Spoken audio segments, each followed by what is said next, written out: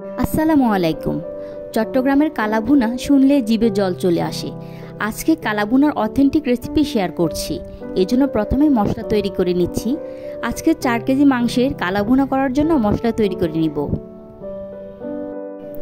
মশলা তৈরি করার জন্য নিয়ে নিচ্ছি দারচিনি 1 টেবিল চামচ ছোট টুকরো করা, এলাচ 1 টেবিল চামচ, কালো এলাচ 2টি, গোলমরিচ 1 চা চামচ, সাদা গোলমরিচ 1 চা চামচ, লবঙ্গ 10টি, জয়ফল হাফটা, জয়ত্রী 3টি পাতা, জিরা 1 টেবিল চামচ, ধনিয়া 1 টেবিল চামচ, রাঁধুনি 1 টেবিল চামচ, রাঁধুনি মশলা, মৌরি 1 টেবিল চামচ, আর তেজপাতা নিব 3টি, শুকনো মরিচ 4টি। তবে এখানে কিছু কিছু বাবুর্চি কাবাব চিনি আর তারা মশলা ব্যবহার করেন, কিছু কিছু বাবুর্চি তারা মশলা আর কাবাব চিনি ব্যবহার করেন না। আজকে আমার হাতের কাছে ছিল তাই আমি ব্যবহার করলাম, তবে এটি অপশনাল। এবার বলি রাঁধুনি মশলা নিয়ে।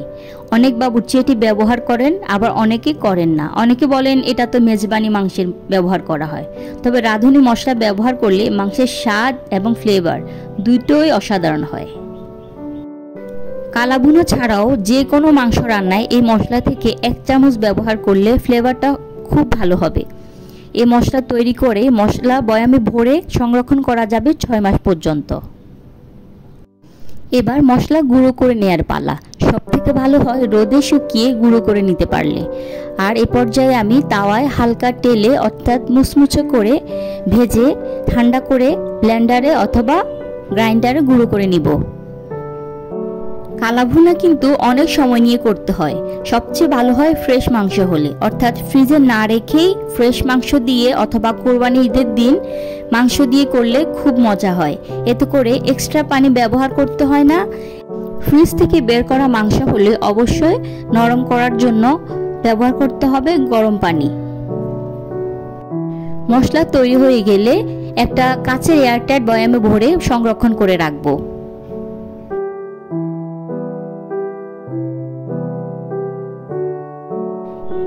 এবার মাংস ম্যারিনেট করে নিচ্ছি। এজন্য আমি এখানে হাড় চর্বি সহ প্রায় 1200 গ্রাম মাংস নিয়েছি।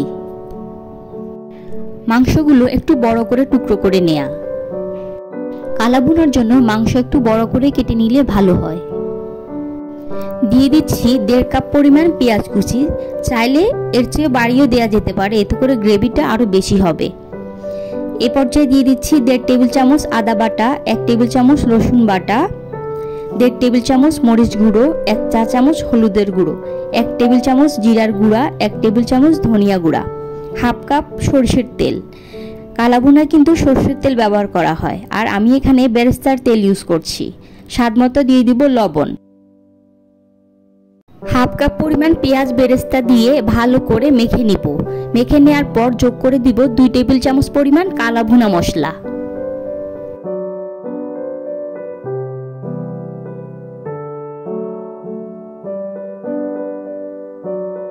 মশলা দিয়ে ভালো করে মেখে নিব।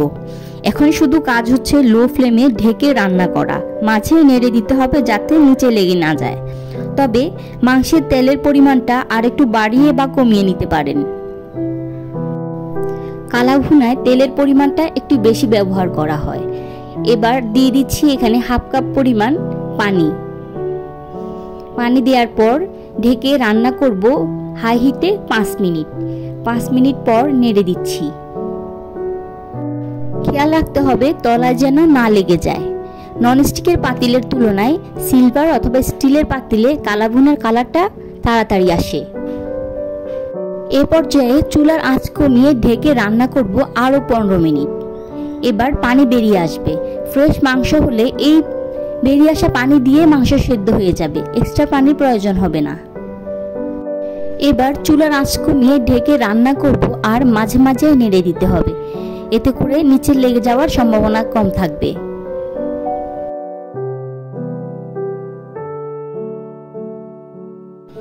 মাংস কষানো হয়ে গেলে দিয়ে দিচ্ছি 1.5 কাপ পরিমাণ ফুটন্ত গরম পানি। লো ফ্লেমে ঢেকে রান্না করতে থাকবো।